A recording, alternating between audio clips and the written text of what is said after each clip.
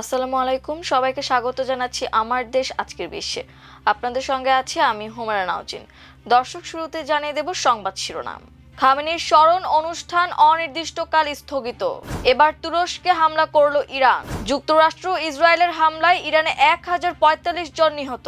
ইরানের সাবমেরিন সহ 17টি যুদ্ধজাহাজ ধ্বংস করেছে যুক্তরাষ্ট্র। মার্কিন সাবমেরিনের হামলায় ডুবল ইরানি যুদ্ধজাহাজ, নিহত 80। ট্রাম্প বিশ্বাসঘাতকতা করেছেন বললেন ইরানের পররাষ্ট্রমন্ত্রী। ইসরায়েল অ্যারোস্পেস ইন্ডাস্ট্রিজের সদর দপ্তরে হিজবুল্লাহর হামলা। ইরানের নতুন সর্বোচ্চ নেতাকে হত্যার হুমকি ইসরায়েলের। ভূমধ্য সাগরে বিমানবাহী রণতরী পাঠাচ্ছে ফ্রান্স।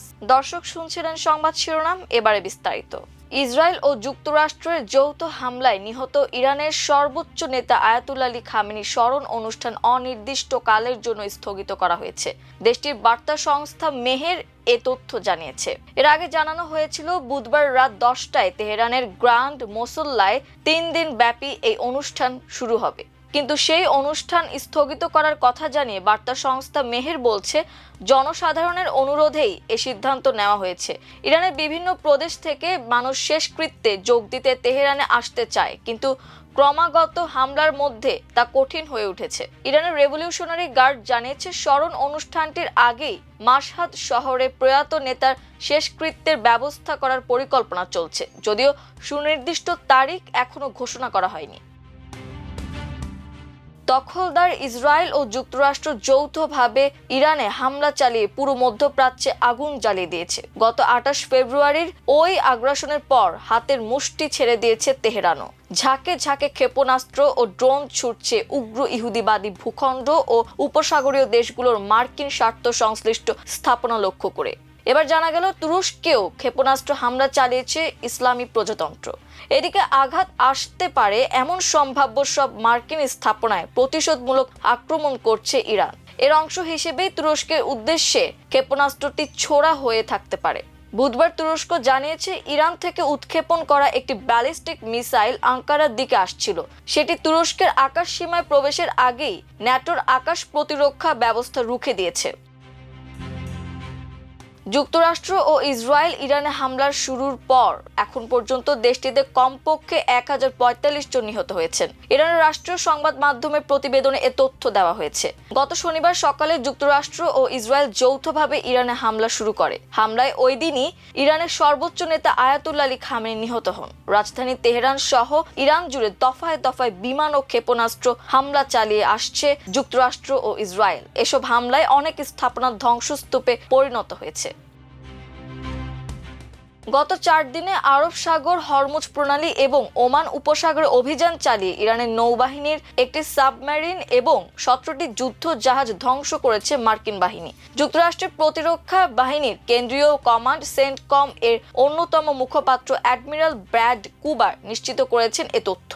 সামাজিক যোগাযোগ মাধ্যম এক্সে পোস্ট করা এক বার্তায় অ্যাডমিরাল ব্র্যাড কুপার বলেন, সহজভাবে বলতে গেলে যেসব বস্তু থেকে আমাদের লক্ষ্য করে আঘাত আসতে পারে আমরা সেগুলোতে হামলা চালিয়েছি। আমাদের B-1 এবং B-2 যুদ্ধ বিমান আরব সাগর, হরমুজ প্রণালী এবং ওমান উপসাগরে অভিযান চালিয়ে ইরানি নৌবাহিনীর একটি সাবমেরিন সহ মোট 17টি যুদ্ধজাহাজ ধ্বংস করেছে। মঙ্গলবারের এক্স বার্তায় অ্যাডমিরাল ব্র্যাড কুপার জানিয়েছেন, গত 4 দিনে ইরানের 2000-এর বেশি লক্ষ্যবস্তুতে হামলা চালিয়েছে মার্কিন বিমান বাহিনী। ভারত মহাসাগরে যুক্তরাষ্ট্রের একটি সাবমেরিন ইরানের একটি যুদ্ধজাহাজ ডুবিয়ে দিয়েছে বলে নিশ্চিত করেছেন মার্কিন প্রতিরক্ষা মন্ত্রী পিট হেগসেথ। আজ বুধবার যুক্তরাষ্ট্রের প্রতিরক্ষা সদর দপ্তর পেন্টাগনে এক ব্রিফিংয়ে প্রতিরক্ষা মন্ত্রী ইরানে হামলার সর্বশেষ পরিস্থিতি নিয়ে কথা বলেন। এর আগে প্রকাশিত সংবাদ অনুযায়ী শ্রীলঙ্কার জলসীমার বাইরে একটি ইরানি ফ্রিগেট ডুবিয়ে দেওয়া হয়েছে। শ্রীলঙ্কার পররাষ্ট্রমন্ত্রী স্থানীয় টেলিভিশন চ্যানেলকে জানান, ওই ঘটনায় কমপক্ষে 80 জন নিহত হয়েছেন। মার্কিন প্রেসিডেন্ট ডোনাল্ড ট্রাম্প কূটনীতি এবং তাকে ভোট দিয়ে নির্বাচিত করা আমেরিকানদের সঙ্গে বিশ্বাসঘাতকতা করেছেন বলে মন্তব্য করেছে ইরানের পররাষ্ট্রমন্ত্রী আব্বাস আরাকচি। তিনি বলেছেন, ট্রাম্প এমন সময় হামলা করেছেন যখন পরমাণু প্রকল্প নিয়ে ইরানের সঙ্গে ভালো আলোচনা চলছিল। এক এক্স পোস্টে আরাকচি লিখেছেন, পরমাণু প্রকল্পের মতো জটিল বিষয় আলোচনাকে যখন জমি কেনা বেচার মতো করে দেখা হয়, বিরাট মিথ্যা দিয়ে যখন বাস্তবতাকে ঢেকে দেওয়া হয়, তখন অসম্ভব প্রত্যাশা কখনো পূরণ হতে পারে না। ফলাফল ঘৃণা ছড়িয়ে আলোচনার টেবিলে বোমা বর্ষণ। ইসরায়েলের মধ্যাঞ্চলে অবস্থিত ইসরায়েল অ্যারোস্পেস ইন্ডাস্ট্রিজের সদর দপ্তর লক্ষ্য করে ড্রোন হামলা চালিয়েছে লেবাননের সশস্ত্র গোষ্ঠী হিজবুল্লাহ। একই সঙ্গে ইসরায়েলের ড্রোন নিয়ন্ত্রণকারী একটি সামরিক ঘাঁটিতেও ড্রোন হামলা চালানোর দাবি করেছে গোষ্ঠীটি। যুদ্ধবিমান, ক্ষেপণাস্ত্র, প্রতিরক্ষা ব্যবস্থা, মনুষ্যবিহীন ড্রোন সহ যুদ্ধের অস্ত্র, স্যাটেলাইট ও মহাকাশ কার্যক্রমের জন্য বিভিন্ন ধরনের প্রতিরক্ষা এবং বেসামরিক পণ্য তৈরি করে ইসরায়েলের রাষ্ট্রায়ত্ত প্রতিষ্ঠান ইসরায়েল অ্যারোস্পেস ইন্ডাস্ট্রিজ। ফরাসি বার্তা সংস্থা এএফপির এক প্রতিবেদনে বলা হয়েছে, বুধবার রাতে ইসরায়েলের মধ্যাঞ্চলে ইসরায়েলি সামরিক সরঞ্জাম প্রস্তুতকারক কোম্পানি আইএআইর সদর দপ্তরে ড্রোন হামলা চালিয়েছে হিজবুল্লাহ। ইরানের নতুন সর্বোচ্চ ধর্মীয় নেতা মোজতাবা খামেনিকে হত্যার হুমকি দিয়েছেন ইসরায়েলের প্রতিরক্ষা মন্ত্রী ইসরায়েল কাটস। মঙ্গলবার রাতে মোজতাবাকে আনুষ্ঠানিকভাবে সর্বোচ্চ নেতা ঘোষণা করার কয়েক ঘন্টার মধ্যেই এ হুমকি দিয়েছেন কাটস।